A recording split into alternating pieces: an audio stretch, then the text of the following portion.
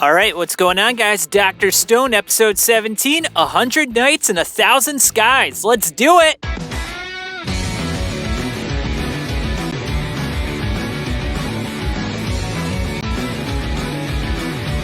Alright, so this episode begins where we left off. Byaku and his buddies are out in space, and they just saw that the whole Earth has been encapsulated by a bright green flash, which is what we saw in the first episode of Dr. Stone. So we know that everyone is petrified on Earth, and Byaku and his buddies got to do something about it. So they decide that they want to go back down to Earth and see if they can figure out what's going on. So they send a little expedition, the younger dude and two of the girls. One of the girls is the singer. But unfortunately, when they land their spacecraft, they land upside down in the ocean. So they can't open the hatch, otherwise they're going to drown. So they just have to sit there and basically live off of the oxygen until it runs out, and then they're dead. But not so fast, because Byaku's got a plan. He's like, fuck it. Superhero time! I'm going to Earth. I'm gonna save them. I'm gonna freaking paddle my boat for 10 hours. I don't give a fuck. And I'm gonna be ripped as hell after this. And I'm gonna save their lives. And he does it. He freaking does it. Now, besides being vastly unrealistic, Byaku is very quirky and very much like his son Senku. However, interesting little insight, he is not actually related to Senku by blood. So he's like a stepfather to Senku, which is kind of nice because, the offspring of the village aren't blood related to Senku in any way. So he can marry Kohak or Ruri and have a little bit of fun and not worry about the biological consequences of that fun, if you know what I mean. So this episode primarily focuses on Byaku and him starting up the village, Ishigami Village, that he names after himself. And basically it's just him passing on the legacy to the various villagers and hopefully allowing his son Senku to build off of in the future.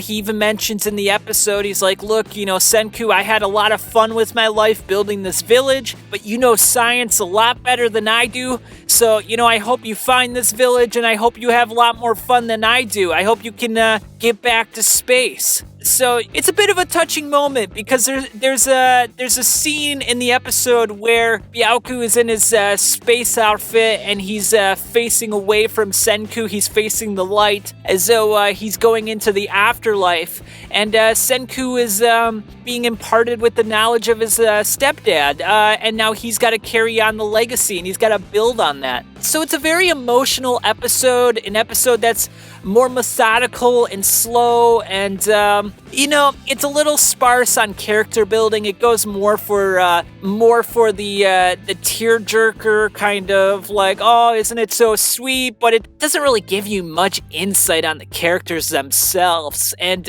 even during the episode when the village is celebrating the new chief, who is Senku, it's just a lot of happy moments, drinking, silliness. So again, character building sparse to non-existent. It's basically trying to play off of your emotions. And, it is what it is. Dr. Stone's not the most enthralling anime this season. There's so many better ones. Beastars, Hoshiai no Sora, Vinland Saga, even No Guns Life. I'd prefer watching that one over this. So yeah, that's really all that happens in this episode. Right before it ends, Gen, with a maniacal looking smile on his face, so you kind of wonder which side he's playing for. I guess he's an opportunistic person who doesn't really care who wins. He did mention that in an earlier episode. He just kind of wants to see conflict, and he'd probably prefer if Shishio and Senku take each other out,